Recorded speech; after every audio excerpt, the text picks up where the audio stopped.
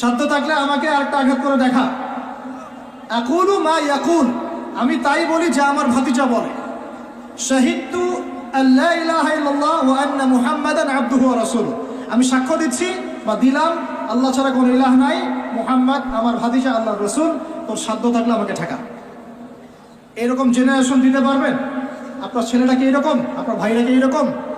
এই আমাদের মায়েরা তাদের সন্তান কি এরকম যে মেয়েদেরকে ঘরে নিয়ে আসছেন? এই মেয়েগুলোও কি সুমাইয়ার মতো?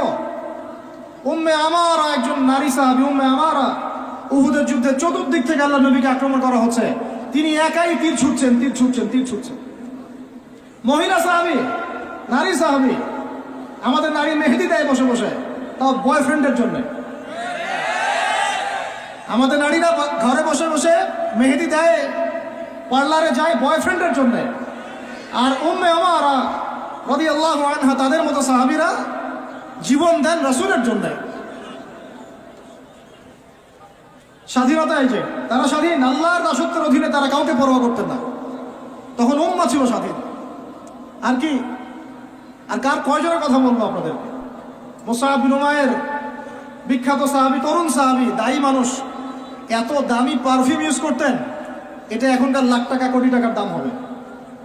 বিত্তশালী পরিবারের, এই যে বিত্তশালী পরিবারের সন্তানও শুনেন, আপনারা তো বাইক দাবড়ায় বেড়ান, গাড়ি ড্রাইভ করে বেড়ান, মাঝখানে অ্যাক্সিডেন্ট করে দেন, কেসও খান না, তাই বাপের টাকা আছে পার পেয়ে যান, ইয়াবা খান, তারপরে গিয়ে মেয়ে নিয়ে ফুর্তি করেন। জেনা নিত্য নৈমিত্তিক ব্যাপার। একটা মেয়েকে পিছনে ওঠান, 7 দিন ঘোরেন, আবার চেঞ্জ করেন, 7 দিন পরে একটা নেন। মুসআব বিন উমাইরও ধনীর সন্তান ছিলেন, ধনীর দুলাল। যখন ইসলাম এসেছে, কুরআন এসেছে, শুনেছেন তিনি ইসলাম কবুল করেছেন।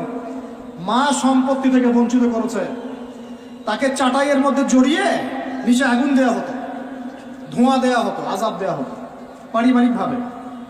তিনি যখন নবীর কাছে আসলেন, নবী তাকে বললেন, তুমি মদিনায় যাও। কোথায়? মদিনায় গিয়ে দাওয়াতি কাজ করো। মদিনায় দাওয়াতি কাজ করতে লাগলেন। তার একক দাওয়াতে মদিনার 75টা পরিবার ইসলাম কবুল করেছে। এই যে মদিনায় যে ইসলামের আপনি জয় জয়কার দেখছেন, এটা মুসআব বিন উমাইর রাদিয়াল্লাহু আনহু দাওয়াতের একটা ফসল, আল্লাহ রাসূলের দোয়া। কয়টা পরিবার? এই 75 পরিবার এসে বায়াত করলেন নবীর কাছে। তারপরে নবী হিজরত করলেন মদিনায়। এমনি এমনি হয়নি, এগুলো প্রেক্ষাপট। ওই মুসআব বিন উমাইর রাদিয়াল্লাহু আনহু উহুদের যুদ্ধে শহীদ হচ্ছেন, তার গায়ে তখন 50টার বেশি তরবারের আঘাত আছে। কয়টা বেশি? তার মাকবারা ওখানেই আছে, দেখে আসেন। তিনি স্বাধীন। সকালবেলা যুদ্ধ হচ্ছে। ওই সময়ে পৃথিবীতে যারা ওই সময় যুদ্ধ করছেন মুসলিমদের পক্ষে, আল্লাহর জমিনের মধ্যে সবচেয়ে শ্রেষ্ঠ মানুষ তারা, সবচেয়ে শ্রেষ্ঠ জীবন, শ্রেষ্ঠ মৌত। ওখানে তারা উঠবেন, তখন তাদের গা থেকে মেশকাম্বরের ঘাম ছুটতে থাকবে।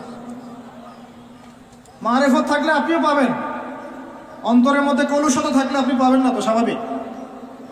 এখন মুসআব বিন উমাইর কি পরাধীন না স্বাধীন? বলেন, তিনি কি পরাধীন না স্বাধীন? স্বাধীন মুসআব বিন উমাইর। আরেকজনের কথা শুনেন, বলতে থাকলে আপনাদের সারা রাত ফজর হয়ে যাবে। জাফর ইবনে আবি তালেব নাম শুনেছেন? জাফর ইবনে আবি তালেব শোনেন, এটা শোনেন। অনেকে অনেক দলিল দেয়, এই দলিলগুলো শুনেন, এগুলো শোনেন। 3টা গোত্র ছিল মদিনায়। কয়টা ভাই? একটা বনু কুরাইজা, বনু কাইনুকা, বনু নাজির। বনু কুরাইজা, বনু কাইনুকা, বনু নাজির, এই 3টা গোত্রের সাথে আমাদের চুক্তি ছিল। আমরা একটা সনদের মধ্যে ছিলাম। গাদ্দার, এরা সনদ ভঙ্গ করলো, ঠিক যেমন করে তারা এখন করছে এইভাবে। সনদ ভঙ্গ করলে বনু কাইনুকার বাজারে আমাদের এক মহিলা সাহাবী, তিনি বোন গিয়েছেন হাজতে, সোনার দোকানে। ইহুদি তাকে বলছে নিকাব খোলো, সে নিকাব খুলবে না। ইহুদি দুষ্ট, ষড়যন্ত্র করে তার কাপড়ের একটা অংশ রশি দিয়ে গিট বেঁধে দিয়েছে। আমাদের দিন ইমাম উঠতে গিয়েছেন, সদর একটু খুলে গেছে, নাউজুবিল্লাহ। চিৎকার করে উঠেছেন। পাশে ছিলেন এক আমাদের আনসারী সাহাবী, আওয়াজ শুনেছেন। সেই আওয়াজ শুনে এক মুহূর্ত দেরি করেন নাই, মদিনায় ফিরে এসে নবীর কাছে পারমিশনও চান নাই। বুঝেন, দলিল বুঝেন। তিনি এক মুহূর্ত দেরিও করেন নাই, মদিনায় ফিরে গিয়ে নবীর কাছে পারমিশনও নেন নাই। তার কাছে একটা খোলা তরোয়াল ছিল, বের করেছেন, একটা কোপ দিয়ে সাহসীদের মতো বলেন আল্লাহু আকবার। আমি দলিল দিচ্ছি আপনাকে, এই সাহাবী নবীকে গিয়ে জিজ্ঞাসা করেছেন, পরামর্শ নিয়েছেন, তার সামনে তার বোনকে এইভাবে টিস করা হয়েছে, এক মুহূর্ত দেরি করেন নাই,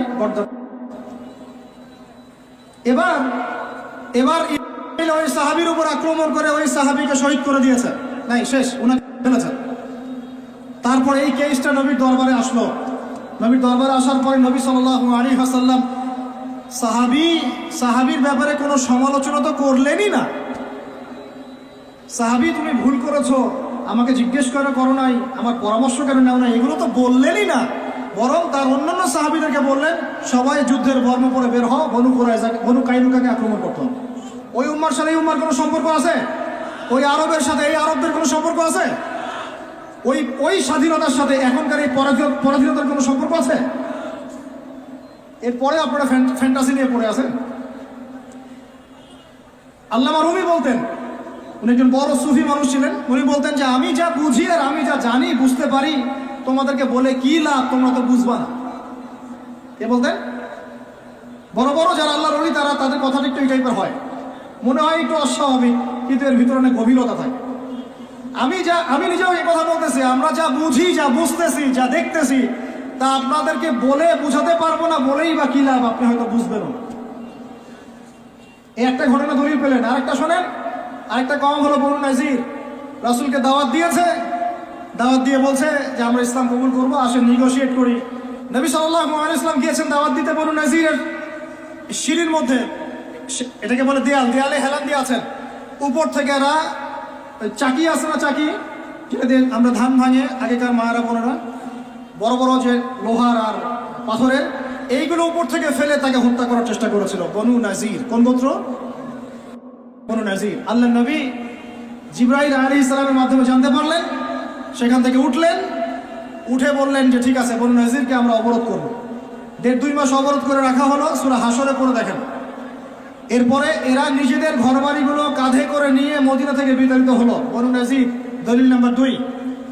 3 বনু কুরাইজা, বাকি আছে শুধু একটা, এখন বনু কুরাইজা। বনু কুরাইজাকে বলা হচ্ছে আমাদের সাথে থাকবে, অন্যদের সাথে যাইতে পারবে না। Okay fine. খন্দকের যুদ্ধে 10,000 সেনাবাহিনী নিয়ে আবু সুফিয়ান আক্রমণ করেছে মদিনা, অবরোধ করে রেখেছে। এই সুযোগে বনু কুরাইজা কুরাইশদের সাথে মিলে আমাদের সাথে গাদ্দারি করল। আল্লাহ নবী যুদ্ধ শেষ করে বনু কুরাইজায় গিয়ে কেউ আসরের নামাজ পড়বে না, ওদের সাথে গিয়ে মীমাংসা করতে হবে। তারপরে ওখানে গিয়ে ওদেরকে অবরোধ করা হলো। সাদ বিন মুআজ রাদিয়াল্লাহু আনহুর হাতে এই বনু কুরাইজার একজন বালেক যারা ছিল, এদের সবার গঠন হয়েছে।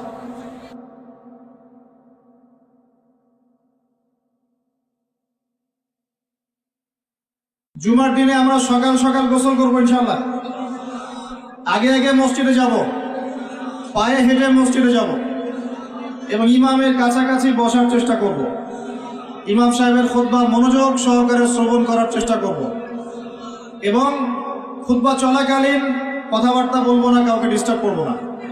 ইমামের সাথে নামাজ শেষ করব। নবী সাল্লাল্লাহু আলাইহি ওয়াসাল্লাম বলেছেন, প্রত্যেক পদক্ষেপের বিনিময়ে 1 বছরের নফল রোজা, 1 বছরের নফল নামাজের নেকি হবে ইনশাআল্লাহ। পারবো ইনশাআল্লাহ। 3 নাম্বার, জুমার দিনে 2টা ওয়াক্ত আছে। কয়টা? 2টা ওয়াক্ত। উলামায়ে কেরামের ইজতিহাদ, হাদিসে আছে একটা সময়, হাদিসে আছে একটা সময়। উলামায়ে কেরামের সালাফের ইজতিহাদ যে এটা দুটো হতে পারে, মানে এই সময়ও হতে পারে, এই সময়ও হতে পারে। যে সময় আপনি যে দোয়াই করবেন কবুল হবে ইনশাআল্লাহ, যে দোয়াই করবেন কবুল হবে ইনশাআল্লাহ। তো ভাইরা, 2টা ওয়াক্ত হচ্ছে, এক যখন ইমাম সাহেব খুতবা শুরু করেন এই সময় থেকে নিয়ে নামাজ শেষ হওয়া পর্যন্ত এইটুক সময়ে দোয়া কবুল হবে ইনশাআল্লাহ। আমরা দোয়া কবুল হওয়ার ওয়াক্তগুলো জানি না, তাই দোয়া কবুলের জন্য এখানে ওখানে ধন্না দেই। অথচ জুমার দিনে আল্লাহ পাক আপনার দোয়া কবুল করার জন্য একদম হাজির। জুমার দিন যখন খুতবা শুরু হবে আপনি দোয়া করা শুরু করবেন মনে মনে। আর খুতবার দ্বিতীয় অংশে ইমাম সাহেব দোয়া করেন, খুতবার দ্বিতীয় অংশে ইমাম সাহেব দোয়া করেন, আমরা বুঝি না বলেই দোয়ায় আমিন পর্যন্ত বলি না। কি বলি না? এই হচ্ছে আমাদের জেনারেশনের অবস্থা। আমরা জানিও না যে কোনটা দোয়া। বাংলাদেশের 90% মানুষ জেনারেল ব্যাকগ্রাউন্ডের, তাদের মধ্যে বেশিরভাগ মানুষই জানে না যে কোনটা দোয়া হচ্ছে। আরেকটা কথা হচ্ছে, এগুলো যে দোয়া, এটা যদি মসজিদ কমিটিও জানতো, আমার ধারণা ইমাম সাহেবের চাকরি থাকতো না। না বুঝে ঠিক বলছেন। ইমাম সাহেব দোয়া করে আল্লাহুম্মা আইজ্জিল ইসলাম ওয়াল মুসলিমিন, বলেন আমিন। ইমাম সাহেব দোয়া করেন আল্লাহুম্মা আইজ্জিল ইসলাম ওয়াল মুসলিমিন, আল্লাহ ইসলাম এবং মুসলমানদেরকে ইজ্জত সম্মান দান করো। বুঝলেন কি দোয়া করেন? আল্লাহ আপনি মুসলমানদেরকে আর ইসলামকে ইজ্জত এবং সম্মান দান করেন। তখন আমরা বলি আমিন। ওয়া আযিল্লাশ শিরকা ওয়াল মুশরিকিন, আল্লাহ শিরক এবং মুশরিকদেরকে আপনি জিল্লতি দেন, ধ্বংস করেন। বলেন ওয়া আযিল্লাশ শিরকা ওয়াল মুশরিকিন, শিরক এবং মুশরিকদেরকে অপদস্থ করো। আমরা বলি আমিন। ওয়া দাম্মির আ'দা'আদ-দ্বীন, আল্লাহ তোমার দ্বীনের শত্রুদেরকে তুমি শায়েস্তা করো। আমরা বলি কি আমিন। ওয়া দাম্মির আ'দা'আদ-দ্বীন ওয়ানসুর ইবাদাকাল মুমিনিন, আল্লাহ তোমার মুমিন বান্দাদেরকে তুমি সাহায্য করো। ইমাম সাহেব বলেন আল্লাহুম্মা উনসুর মান নাসারা দীন মুহাম্মদ সাল্লাল্লাহু আলাইহি ওয়াসাল্লাম, ও আল্লাহ মুহাম্মদ সাল্লাল্লাহু আলাইহি ওয়াসাল্লামের দ্বীনকে যারা সাহায্য করে তুমি তাদেরকে সাহায্য করো। আমরা বলি কি আমিন। ওয়া খাযুল মান খাযালা দীন মুহাম্মদ সাল্লাল্লাহু আলাইহি ওয়াসাল্লাম, আল্লাহ যারা নবীর দ্বীনের সাথে দুশমনী করে তাদেরকে আল্লাহ তুমি ধ্বংস করো। আমরা কি বলি? এখন বলেন এই দোয়ার অর্থ যদি বাংলাদেশের সবাই বুঝতো, তাহলে কি ইমাম সাহেব দোয়া করার সময় আমরা চুপ করে বসে থাকতাম, মোবাইল টিপতাম, একে অপরের সাথে গল্প করতে পারতাম মসজিদে? আর ইমাম সাহেবেরও কি চাকরি থাকতো? ইমাম সাহেবেরও চাকরি থাকতো? উনি বলছেন আল্লাহ ইসলামের দুশমনদেরকে ধ্বংস করেন, ইসলামের দুশমনদেরকে ধ্বংস করেন। আর কমিটিতেই বসে আছে তাগুত। সে যদি জানতো যে দোয়ার অর্থ কি, তাহলে তো চাকরি থাকতো না। শোনেন, ওয়াজ নসিহত অনেক শুনবেন, শুনেছেন জীবনে, যতক্ষণ পর্যন্ত আমরা তাগুতের সাথে কুফরি করতে পারছি না আর আল্লাহর সামনে আত্মসমর্পণ করতে পারছি না, ততদিন পরিপূর্ণ মুসলমান হতে পারি নাই। আমি রেফারেন্স দিয়ে কথা বলছি। আল্লাহ পাক সূরা বাকারায় আয়াতুল কুরসি নাজিল করেছেন 255 নম্বর আয়াত। কত নম্বর? যেটা প্রত্যেক ফরজ নামাজের পরে পড়তে হয়, ঘুমানোর আগে পড়তে হয়, এবং এটা আপনাকে হেফাজত করবে। আল্লাহ পাকের রহমতে একজন ফেরেশতা আপনাকে প্রোটেক্ট করবে। ঠিক তার পরে একটা পড়ে দেখছেন কখনো? আয়াতুল কুরসি কয়জন পড়েছেন? আপনার এর পরের একটা কয়জন পড়েছেন? এই দেখেন আপনার আয়াতুল কুরসির পরের আয়াতটা শুনেন। আল্লাহ পাক বলছেন বা'দা আউযু বিল্লাহি মিনাশ শাইতানির রাজীম লা ইকরাহা ফিদ-দীন, দ্বীনের মধ্যে কোনো জবরদস্তি নাই। কি নাই ভাই? দ্বীনের মধ্যে কোনো জবরদস্তি নাই। ক্বাদ তাবায়্যানা রুশদু মিনাল গায়, মানে সত্য মিথ্যা, আলো অন্ধকার, হক বাতিল স্পষ্ট হয়ে গেছে। যেটা হেদায়েত আর যেটা গোমরাহি, এটা স্পষ্ট হয়ে গেছে। স্পষ্ট হয় নাই? তারপরে আল্লাহ বলছেন মান ইয়াকফুর বিত-তাগুতি ওয়া ইউমিন বিল্লাহ ফাকাদ ইসতামসাকা বিল উরওয়াতিল উসকা। এই আয়াতটা তো আমরা অনেকে জানি না। আল্লাহ পাক বলেছেন মান ইয়াকফুর বিত-তাগুত, যে বা যারা তাগুতকে অস্বীকার করলো বা তাগুতের সাথে কুফরি করলো, ওয়া ইউমিন বিল্লাহ, এবং আল্লাহর প্রতি ঈমান নিয়ে আসলো, ফাকাদ ইসতামসাকা বিল উরওয়াতিল উসকা, সে ব্যক্তি একটা শক্ত রশি আঁকড়ে ধরলো, লা ইনফিসামা লাহা, যেটা কখনো ছিঁড়ে যাবে না ইনশাআল্লাহ। তাহলে আল্লাহ পাক এই আয়াতে বলছেন আপনাকে তাগুতের সাথে কুফরি করতে। কার সাথে? তাগুতের সাথে কুফরি করতে এবং মুমিন হতে। ঈমানদার হতে হলে তাগুতের সাথে কুফরি করতে হবে, আর তাগুতের প্রতি ঈমান রাখলে মুমিন হওয়া যাবে না। কথা বোঝা যাচ্ছে? তাহলে এখন ডেফিনেশন কি তাগুতের? কাকে বলে এটা? যেটার প্রতি কুফরি না করলে আমি মুমিন হতে পারবো না। এক, আল্লাহ বাদ দিয়ে যার ইবাদত করা হয় সেটা তাগুত। আল্লাহ বাদ দিয়ে যার ইবাদত করা হয় সেটা তাগুত। আল্লাহ বাদ দিয়ে এমন কারো দাসত্ব করা যেটা আল্লাহ রাব্বুল আলামিনের কোরআন এবং সুন্নাহ শরীয়তের মূলনীতির বাইরে, তাগুত। এমন কোন বিধান যেটার দাসত্ব করলে আল্লাহর কোরআনের বিধানকে অবজ্ঞা করা হয়, ওটাও তাগুত। এমন কোন সিস্টেম যে সিস্টেমটা আল্লাহ এবং তার রাসূলের বিধান মোতাবেক চলে না, গায়রুল্লাহর বিধান মোতাবেক চলে, ওটাও তাগুত। আমার কথা কি বোঝা যাচ্ছে? ভয় লাগতেছে? তাগুতের সাথে কুফরি না করতে পারলে মুমিন হতে পারবে না। এখন চট্টবটম সব তাগুত, চট্টবটম সব তাগুত। আমাদের উচিত ইসলামের মধ্যে এই আয়াতের অনুযায়ী আমল করা। আল্লাহ পাক বলেছেন উদখুলু ফিস সিলমি কাফা, তোমরা পরিপূর্ণরূপে ইসলামে প্রবেশ করো, আংশিক প্রবেশ করো না ভাই, আংশিক ইসলামে প্রবেশ করো না, পরিপূর্ণ ইসলামে প্রবেশ করো। আমরা এখন পর্যন্ত নামাজও পড়ি, সুদও খাই, মাশাআল্লাহ। আমরা এখন পর্যন্ত নামাজও পড়ি, বেপরদায় চলি, নামাজও পড়ি, বছর বছর হজ উমরাও করি, মাঝে মাঝে দান সাদাকা করি, কিন্তু যাকাত দেই না। আমরা আল্লাহর বিধানের কথা বলি, মুখে কালিমা লা ইলাহা ইল্লাল্লাহর কথা বলি ঠিকই, কিন্তু অন্যায়ভাবে মানুষের উপর জুলুম করতেই আছি। আমরা লা ইলাহা ইল্লাল্লাহ বলি ঠিকই, তারপরেও লা ইলাহা ইল্লাল্লাহর একটা বিধানও বাস্তবায়ন করি না। বাস, এখন কতটুকু মুমিন আছি আর কতটুকু মুসলমান আছেন, আর এই প্রোটেস্ট্যান্ট ভার্সন ইসলাম পালন করলে কি ফায়দা হবে, এটা আপনি বুঝতে চেষ্টা করুন। বলছিলাম যে অন্তত পক্ষে জুমার খুতবা চলাকালীন এবং জুমার খুতবায় যে দোয়াগুলো হয় তখন আমিনটুকু বলেন।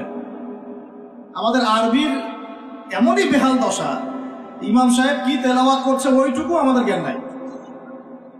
ইমাম সাহেব তেলাওয়াত করছে ইয়া আইয়ুহাল্লাযীনা আমানু ইত্তাকুল্লাহ, হে মুমিনগণ তোমরা আল্লাহকে ভয় করো, ওয়া যারু মা বাকিয়া মিনার রিবা, তোমরা সুদের অবশিষ্ট অংশ মানে সুদ ছেড়ে দাও। ইন কুনতুম মুমিনিন, যদি প্রকৃতপক্ষে মুমিন হয়ে থাকো তাহলে ছেড়ে দাও। কি ছেড়ে দাও ভাই? সুদ। কে বলছেন? আল্লাহ। তারপরে আল্লাহ পাক বলছেন ওয়া ইল্লাম তাফআলু, যদি তোমরা সুদ না ছাড়ো, ফাআযানু বিহারবিন মিনাল্লাহি ওয়া রাসূলিহি, তোমরা আল্লাহ এবং তার রাসূলের সাথে যুদ্ধের ঘোষণা শোনো। কি বুঝলেন? কি বুঝলেন? যে ব্যক্তি সুদ খায় সে কার সাথে যুদ্ধ করতেছে? আর রাসূলের সাথে। যে ব্যক্তি সুদ খায় সে আল্লাহর সাথে যুদ্ধ করে, রাসূলের সাথে যুদ্ধ করে। মুসল্লি যারা দাঁড়িয়ে আছে, ইমাম সাহেব তেলাওয়াত করছে এই আয়াতটা, মুসল্লি হাই উঠাচ্ছে। এই হলো আমাদের আরবির অবস্থা। কোরআনের যে ক আমরা জানি না, এটা তার অবস্থা। এই জন্যেই বাংলাদেশের মতো জায়গায় যারা 1.5 মিনিটের খুতবা দিতে 30টা ভুল করে, তারাও শায়েখ হয়ে বসে আছে। 1.5 মিনিটের খুতবা, খালি ইন্নাল হামদুলিল্লাহি নাহমাদুহু ওয়া নাস্তাঈনুহু ওয়া নাস্তাগফিরুহু ওয়া নু'মিনু বিহি ওয়া নাতাওয়াক্কালু আলাইহি বলতে থাকতে হবে। 1.5 মিনিট লাগে, এর মধ্যে 30টা ভুল হচ্ছে। ভুলগুলো এমন যে একটার সাথে একটার অর্থ এত পার্থক্য হচ্ছে আসমান আর জমিন। বুঝেন, সূরার ফজিলত শুনেছেন, সূরা ভাষায় পড়বেন। আগে আপনারা কোরআন তেলাওয়াত সহি করেন। কোরআন তেলাওয়াত সহি না করে কোরআন পড়তে আসেন। কোরআন তেলাওয়াত পড়তে আসেন না মানে বুঝাচ্ছি তাফসিরে যায়েন না, তাফসির ব্যাখ্যা বিশ্লেষণ এখানে যায়েন না। আগে আপনাকে কোরআন তেলাওয়াত সহি করতে হবে। আগে কোরআন তেলাওয়াত সহি করতে হবে। আলহামদু অর্থ দ্বারাই আল্লাহ পাকের জন্য সমস্ত প্রশংসা। শুধু হায়ের মাখরাজ ভুল হলেই, আলহামদু বললেই অর্থ উল্টা যায়। সমস্ত নিন্দা আল্লাহর জন্য। নাউজুবিল্লাহ বলেন, নাউজুবিল্লাহ। কুল হুয়াল্লাহু আহাদ শুনেছেন, কুলের কাফ ভুল হলে আপনার অর্থ চেঞ্জ হয়ে যাবে। পড়ছেন আলিফ লাম মিম যালিকাল কিতাব লা রাইবা ফি। আলিফ লাম মিম, এটা এমন একটা কিতাব যে কিতাবে কোনো সন্দেহ নাই। লা মানে, বলেন, লা মানে নাই, রাইব মানে সন্দেহ, ফিহি মানে এর মধ্যে, ফিহি মানে এর মধ্যে মানে কোরআনের মধ্যে। তো এখন লা মানে নাই, যেটাতে মদ আছে, আর যেটা লা, যেমন ইন্নাল ইনসানা লাফি খুসর, ইন্না নিশ্চয়ই, আল ইনসান মানুষ, মানব জাতি। লা মানে এখানে অবশ্যই, এই লা এর উপর মদ নাই। ফি মানে মধ্যে, খুসর মানে ক্ষতি। নিশ্চয়ই মানুষ অবশ্যই ক্ষতির মধ্যে আছে। এক লা এর অর্থ না, আরেক লা এর অর্থ অবশ্যই হ্যাঁ। বুঝাতে পারতেছি ভাই? এক লা এর অর্থ বলেন না, আরেক লা এর অর্থ অবশ্যই হ্যাঁ। এখন আপনি যদি পড়েন যালিকাল কিতাব লা রাইবা ফিহ। কি অর্থ দাঁড়ায়? আপনি অর্থ করেন দেখি কি অর্থ দাঁড়ায়। এটা এমন একটা বই, নাউযুবিল্লাহ, যে বইয়ের মধ্যে অবশ্যই আস্তাগফিরুল্লাহ, কি হলো এটা? কুফর, ঈমান থেকে কুফর। কুল ইয়া আইয়ুহাল কাফিরুন, বলো হে কাফের সম্প্রদায়, লা আ'বুদু মা তা'বুদুন, আমি তার ইবাদত করি না যার ইবাদত তোমরা করো। লা আ'বুদু, এখানে মত আছে, লা আ'বুদু, আমি ইবাদত করি না, মা তা'বুদুন, যার ইবাদত তোমরা করো। এটা ঈমান কি না? ঠিক আছে তেলাওয়াত। এখন যদি লাম চেঞ্জ করে দেন, যদি বলেন যে লা আ'বুদু মা তা'বুদুন, কি অর্থ হবে? মানুষ তো বোঝেই না যে তাসাআলুনা বিহি ওয়াল আরহাম বলছে, তাসআলুনা বিহি ওয়াল আরহামের অর্থ কি পার্থক্য? বিসমিল্লাহির রহমানির রহিম বলছে কি? বিসমিল্লাহির রহমানির রহিম। আমার কথাগুলো মন দিয়ে শুনেন। ইসলাম কায়েম করতে পারবেন না যতদিন আপনি কোরআনওয়ালা হচ্ছেন না। কথা বুঝতে পারেন নাই? ইসলাম কায়েম করতে পারবেন না যতদিন কোরআনওয়ালা হচ্ছেন না। আর কোরআনওয়ালা, হাদিসওয়ালা, সুন্নতওয়ালা ততদিন হতে পারবেন না যতদিন বিশুদ্ধ করে তেলাওয়াত করা শিখছেন। আমাকে একজন সাহাবী দেখাবেন, একজন সাহাবী যিনি কোরআন তেলাওয়াত করতে পারতেন না। আছে? আছে? এমন একজন তাবেঈ দেখান যিনি কোরআন তেলাওয়াত করতে পারতেন না। এমন একজন তাবেঈ দেখান যিনি কোরআন তেলাওয়াত করতে পারতেন না। আমি আপনাকে বাংলাদেশের কয়েক কোটি মানুষ দেখাতে পারবো ইনশাআল্লাহ, যদি আমাকে অথরিটি দেওয়া হয়, যারা কোরআনের আলিফও জানে না, বাও জানে। এখন আপনি এই জেনারেশনটাকে দিয়ে কি দিন কায়েম করতে চাচ্ছেন বাংলাদেশে?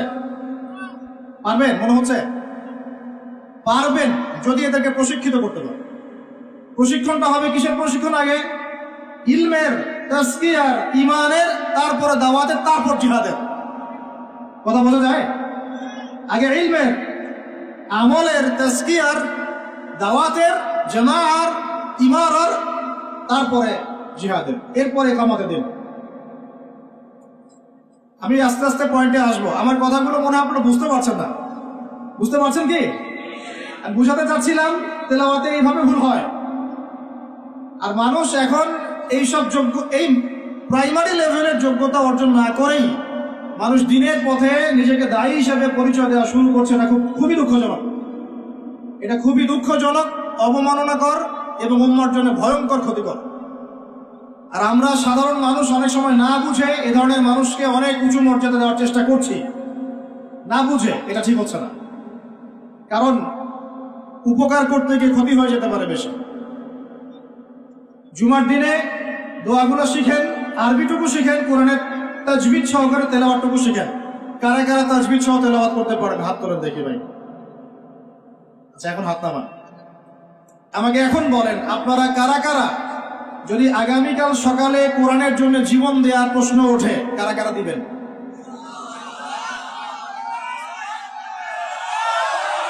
হাত নামান, হাত নামান। ওয়াল্লাহি, আল্লাহর কসম করে বলছি আপনারা পারবেন না।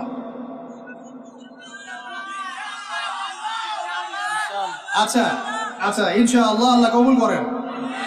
তাহলে আমাকে আগে কোরআন তেলাওয়াতটা সহি করে দেখান। জীবন দেওয়া অনেক পরের কথা, জীবন দেওয়া অনেক বড় কথা কি না? এটা কি এত সহজ? এত সহজ না ভাই, এত সহজ না। 3 দিনের রিমান্ডে একদম আপাতমস্তক সব চেঞ্জ হয়ে যাবে। কয়দিন? 3 ঘন্টা রিমান্ডে, মাত্র 3 ঘন্টা। বড় বড় ইমানদারের রিমান্ড দেখবেন যে বের হয়ে গেছে পিছন দিক দিয়ে, নাই শেষ নাই। এত সহজ না আল্লাহর জন্য জীবন দেয়া। আগে আল্লাহর জন্য তো আপনি নামাজই পড়তে পারছেন না, আপনি আল্লাহর জন্য তাহাজ্জুদই উঠতে পারছেন না। তাহাজ্জুদই তো উঠতে পারছি না আমরা তাহাজ্জুদে উঠতে না পারি, রাত্রে জেগে আছেন, রাতের একটা অংশ তো নামাজ পড়ছেন না।